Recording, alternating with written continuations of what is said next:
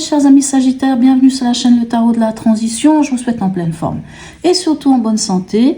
Nous allons effectuer le tirage hebdomadaire pour la semaine qui va du 20 au 26 novembre. Donc, joyeux anniversaire à mes amis Sagittaires qui ont leur anniversaire cette semaine, puisque on débute quand même, on entre dans le signe des Sagittaires. Allez, on va aller voir un petit peu ce qui se passe. Je vous rappelle que mes tirages sont des tirages généraux, bien entendu. Ils peuvent ne pas correspondre en tout point à la situation que vous vivez actuellement. Donc, s'il vous plaît, ne prenez que ce qui résonne, ce qui fait sens pour vous. Et n'hésitez pas aussi d'aller regarder votre ascendant ou votre signe lunaire selon. Le signe lunaire, ça va être surtout tout ce qui va être de l'émotionnel, de l'affectif, du relationnel. Voilà. Allez, on va aller voir. Cette semaine, j'ai pris les cartes oracles de la lunologie. Dans un autre, il faut changer. Donc, voilà. Allez, on va aller voir quelle est cette carte et qu'est-ce qu'elle a à vous dire. La lune mutable. Rien n'est encore gravé dans le marbre. Ok. Lune mutable qui nous parle des signes mutables, bien entendu, dont vous faites partie. Les signes mutables, il y a les Sagittaires, il y a les Poissons, il y a les Gémeaux. Et je crois, je ne vais pas vous dire des bêtises, je crois qu'il y a aussi la Vierge, je crois. Allez, de quoi ça nous parle ici dans Rien n'est encore gravé dans le marbre. C'est une carte qui nous parle de changement, bien sûr, que les choses, ça correspond à une forme de changement, si vous voulez. On sait qu'il y a quelque chose qui est en cours de développement. Mais ça n'est pas figé, comme le dit bien la carte. C'est pas une situation que l'on peut estimer, par exemple, résolue. C'est vraiment mutable. C'est vraiment, comment dirais-je, l'avantage, c'est qu'il y a toujours des possibilités d'influencer les choses pour aller modifier certaines choses. Bien sûr, pour certains, il va falloir peut-être se battre malgré les incertitudes, peu importe. Mais ce qui est bien avec ça, c'est que quoi qu'il en soit, vous avancez tout doucement, à votre rythme bien entendu, vers votre objectif. Et c'est ça qui est très bien. C'est ça qui compte.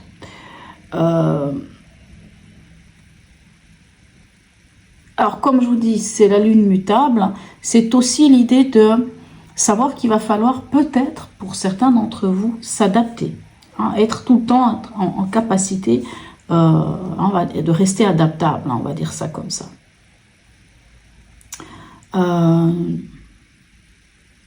Voilà, bon, on va aller voir un peu la suite, qu'est-ce qu'elle nous dit. Alors, dans l'événement, qu'est-ce qu'on a pour vous ici avec l'oracle d'Hildegarde? Waouh, la 22, départ, pèlerinage. Alors la 22, c'est le mât. Et le mât, qu'est-ce qu'il vous dit? Il vous dit que vous tournez le dos à quelque chose et vous avancez. Soit vous partez, soit vous quittez quelque chose qui n'était plus OK. C'est aussi l'idée de partir, bien sûr, le départ. Mais c'est aussi, à vos marques, prêts, partez. C'est vraiment le départ de quelque chose de nouveau, d'une nouvelle aventure. Et vraiment, le mât, quand on pense aux Sagittaires, on peut penser au mât. Parce que vous êtes quand même les grands aventuriers. Et quand je parle d'aventurier, je parle de sac à dos. Je ne parle pas d'aventurier dans l'autre sens. Je parle vraiment de l'idée de on prend son sac à dos et on y va, on se lance vers une nouvelle aventure. Ça, c'est vraiment vous. Allez, on va aller voir votre état d'esprit. Quel est-il? Ok, ici on a ce 7 de coupe et ici le 4 de bâton. D'accord, alors le 7 de coupe, c'est un peu l'idée d'être en face de plusieurs possibilités, de plusieurs choix, de plusieurs opportunités, je ne sais pas. Et on ne sait pas trop vraiment où donner de la tête. Il y a un peu un côté nébuleux avec ce 7 de coupe. On est un peu au niveau des émotions. Il y a un petit côté un peu aussi exacerbé. On peut être un peu rêveur aussi. Ça peut être aussi les rêves, bien entendu. Mais on a ce 4 de bâton qui, lui, nous parle vraiment de poser des bases. Alors, bien sûr, ça peut être aussi le fait de s'engager, puisqu'ici, on le voit bien, ça peut parler de mariage, ça peut parler de couler la chape d'une nouvelle maison, ça peut... Mais c'est vraiment l'idée de poser des bases. Alors ça, c'est votre état d'esprit. Donc peut-être que vous ne savez pas trop où, Mais la seule chose qui est certaine, et ça on le voit ici avec notre lune mutable, c'est que vous y allez. C'est que vous allez vers quelque chose qui est important pour vous, c'est-à-dire des bases équilibrées, de nouvelles bases équilibrées. Ok, votre défi, quel est-il? 8 de coupe et 4 de coupe. Ok, votre défi, ça va être vraiment au niveau des émotions. Ça va être d'aller chercher votre bonheur, enfin en tout cas d'accepter de laisser derrière vous, je ne sais pas si on le voit bien, les 8 coupes ici, et de partir un peu cette traversée du désert, certes, hein, de partir en introspection, en voyage, on va dire... j'ai envie de dire un voyage presque spirituel, peu importe, mais d'aller vers quoi? D'aller vers la 9e coupe, c'est-à-dire votre bonheur, votre satisfaction. Et on a ce 4 de coupe qui nous dit, il y a quelque part, si vous voulez, si votre défi, ce sera d'être capable de prendre, alors même si vous aimez le contact avec les autres, même si vous aimez, comme je disais tout à l'heure, partir à l'aventure, votre défi, ça sera peut-être de prendre un peu de temps pour vous, pour pouvoir aller chercher votre propre bonheur. Et votre propre bonheur, le vrai bonheur, ça n'est pas dans l'autre que l'on trouve. Ça n'est pas dans l'autre, ce n'est pas dans les autres, mais c'est au fond de soi-même. C'est vraiment avec soi-même. Si on est bien avec soi-même, on sera bien avec l'autre, on sera bien avec les autres. Et c'est vraiment l'idée de ça, du 8 de coupe. C'est on laisse derrière soi quelque chose et on va chercher le plus, le petit plus, je dirais même pas le petit, l'apothéose quelque part, hein, le vrai bonheur. Et le 4 de coupe, lui, il peut vous demander de vous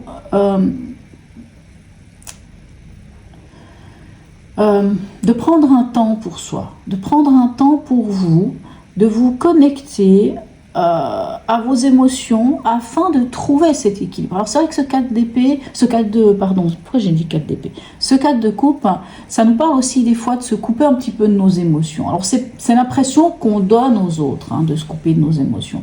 Mais en fait, on cherche cet équilibre émotionnel, hein, puisqu'on est sur un 4. Hein, vous avez un 4 de bâton, un 4 de coupe. Ce sont des énergies du 4, hein, 4 pieds d'une chaise, 4 pieds d'une table, qui nous parlent de stabilité, qui nous parlent de vraiment de trouver... De poser des bases ici au niveau de poser une action ou de la passion, et ici au niveau des émotions, de poser des bases solides. Ok. Au niveau émotionnel, sentimental et ou relationnel, qu'est-ce qu'on a pour vous? On a notre reine d'épée et notre 10 de denier. Ok, pour beaucoup d'entre vous, la famille est importante. En tout cas, vous avez le soutien. Vous avez le soutien des vôtres, qui est indéfectible. Soit c'est le soutien des autres, soit c'est tout ce que vous avez pu construire concrètement dans votre vie. Et cette reine d'épée. Alors ici, dans le domaine émotionnel ou sentimental, on n'est pas tant dans l'amour fleur bleue, pas du tout, parce que la reine de denier, l'énergie de la reine d'épée, puisque j'ai moi aujourd'hui, de la reine d'épée, vous savez, c'est celle qui en a vécu pas mal dans sa vie et du coup va pas se laisser faire. La reine d'épée, elle fait preuve de discernement, d'intelligence. Elle peut avoir un défaut, c'est d'être tranchant ou tranchante, c'est-à-dire de dire les choses un peu trop directement, voire même d'être blessante. Mais cette reine d'épée, au moins, elle communique. Et elle communique sans y mettre d'émotionnel. Et on le voit, l'émotionnel, elle n'est pas, même si on est ici dans l'émotionnel, on n'est pas dans l'émotionnel, on ne se laisse pas déborder par l'émotionnel. Tout ça parce que je pense vraiment qu'il y a cette idée de recherche d'équilibre ici, qu'il y a cette idée de chercher son véritable propre bonheur. Et je pense ici que cette reine de denier, elle est tellement claire. Si elle communique, elle dit les choses sans embâche. Elle le dit clairement. Il faut juste faire une chose, il faut faire attention à une chose avec la reine d'épée, c'est de ne pas blesser, parce que rien ne sert de blesser celui ou celle qu'on a en face de soi. Il vaut mieux dire les choses tout simplement. Elle ne se laisse pas emporter par des émotions positives, négatives, peu importe, elle ne se laisse pas dépasser par ça. Donc moi je trouve que c'est pas mal, parce que vous allez pouvoir prendre une décision, vous allez pouvoir être clair dans votre esprit, et ça c'est pas mal. Au niveau pragmatique, qu'est-ce qu'on a pour vous? Le 2 de bâton et le 2 de denier. Donc, ok, 2 fois des 2. Alors, qui dit 2 dit dualité, dit dilemme, dit comment dirais-je, dit aussi une idée de, ça peut être une idée de choix aussi, hein, de pas trop savoir, est-ce que je vais là et là. Ce 2 de bâton, pour moi, il me dit clairement que vous êtes à la croisée des chemins. Mais le 2 de denier me dit que vous ne savez pas trop si vous osez vous lancer ou pas. Alors, vous vous posez quand même cette question, j'y vais pas. Comment je fais? Peut-être que certains d'entre vous jonglent un petit peu avec les finances, hein, jonglent un petit peu pour nouer, pour passer d'un mois à l'autre, pour voilà, hein, on essaye vraiment de faire en sorte que ça joue. Mais on est avec une idée du 2, c'est vraiment une idée qui est intéressante avec les 2 de bâton ou de denier, ou même avec le 2 de coupe, enfin le 2 de coupe c'est encore différent, mais le 2 d'épée aussi, c'est que c'est comme si on venait vous dire vous êtes à la croisée des chemins. Là, maintenant, prenez des renseignements, ici avec ce 2 de bâton, on prend des renseignements avant de passer à l'action, hein, avant d'aller faire quelque chose. C'est peut-être aussi pour ça qu'ici on a la lune mutable qui dit que rien n'est encore gravé dans le map, qui nous dit qu'il y a des choses qui sont en train de se profiler devant vous, mais il va falloir, les choses ne sont pas arrêtées. Donc, c'est-à-dire, renseignez-vous. Si ce 2 de bâton, il peut vous dire, ok, prenez des renseignements, que ça soit sur Internet, que ça soit via, je ne sais pas, des personnes, peu importe. Si vous avez des doutes au niveau des finances, est-ce que vous allez y arriver ou pas, ou je ne sais pas, au niveau pragmatique, vous ne savez pas trop aussi sur quel pied danser, là, la même chose. Posez-vous des questions, renseignez-vous, allez chercher les informations nécessaires pour pouvoir boucler, je ne sais pas, un dossier ou quelque chose qui vous tient à cœur. On en est où à la fin de la semaine pour vous? Ben voilà, on parlait du 2 d'épée. Alors, on a encore un 2 d'épée, ici on a un 3 de denier. Alors, le 2 d'épée vous dit quoi, clairement? Le 2 d'épée vous dit, allez, quoi qu'il en soit, à la fin de cette semaine, il y a une décision à prendre. Il y a une décision à prendre. On lève le bandeau sur ses yeux, on regarde les choses en face et on tranche.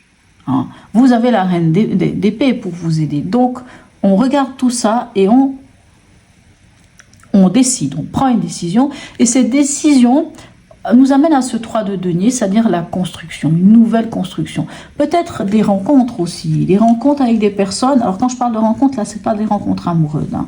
Le 3 de denier nous dit qu'on peut tomber sur des personnes, on peut rencontrer des personnes qui ont les mêmes envies que nous, qui ont peut-être les mêmes projets que nous, ou en tout cas qui peuvent nous aider d'une manière ou d'une autre à construire un nouveau projet. Alors, on le sent que quelque chose vient. Donc, cette semaine, restez ouverts, mais à un moment donné, il faudra prendre une décision. Vous avez quand même beaucoup de cartes ici, hein, que ce soit le 2 de bâton, le 2 de denier ou le 2 d'épée, qui nous parlent un peu de cette forme de dualité à l'intérieur de vous, une forme de dilemme aussi. Allez, dernier message ici de notre ami, je vais y arriver, le tarot des anges pour nos amis Sagittaires, guérisseur de la pensée. Bon, ben, c'est un peu ce que je venais de vous dire. Mettez de l'ordre dans votre vie et débarrassez-vous de tout ce qui vous encombre. Alors, je ne vous ai pas parlé de vous débarrasser de quoi que ce soit, mais bon, voilà, lui, il peut nous le dire. Hein. Ce qui vous encombrerait ici, ce serait ce 7 de coupe, de ne pas trop savoir où on en est. Ok, éloignez-vous des personnes qui attendent beaucoup de vous, mais qui ne vous donnent jamais rien en retour. Une personne peut être vous, sage, perspicace, aimante et ayant un bon sens de l'humour, nombre d'expériences à partager. J'aime beaucoup, un très beau message, hein. Surtout, on vous connaît, mes chers amis Sagittaires, comment vous avez un bon cœur. Donc vraiment, éloignez-vous de ces personnes qui attendent beaucoup de vous, mais qui finalement ne vous amènent rien en retour.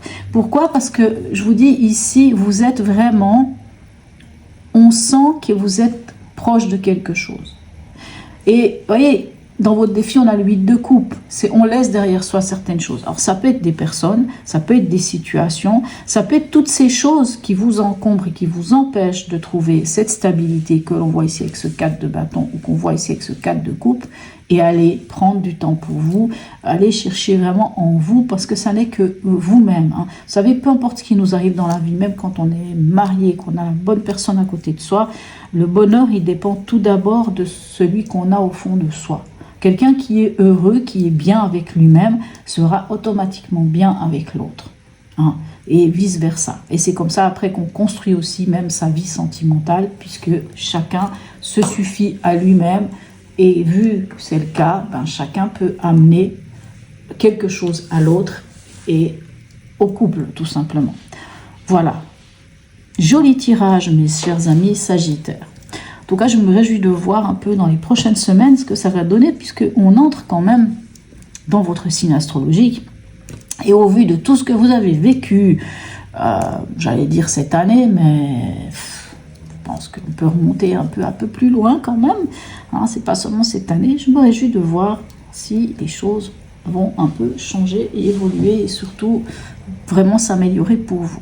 Voilà mes chers amis Sagittaires. En tout cas, n'hésitez pas à me laisser un message, un petit smiley, à liker, partager, à vous abonner si ce n'est déjà fait. Sur ce, mes amis Sagittaires, je vous souhaite une très belle semaine et je vous dis à tout bientôt.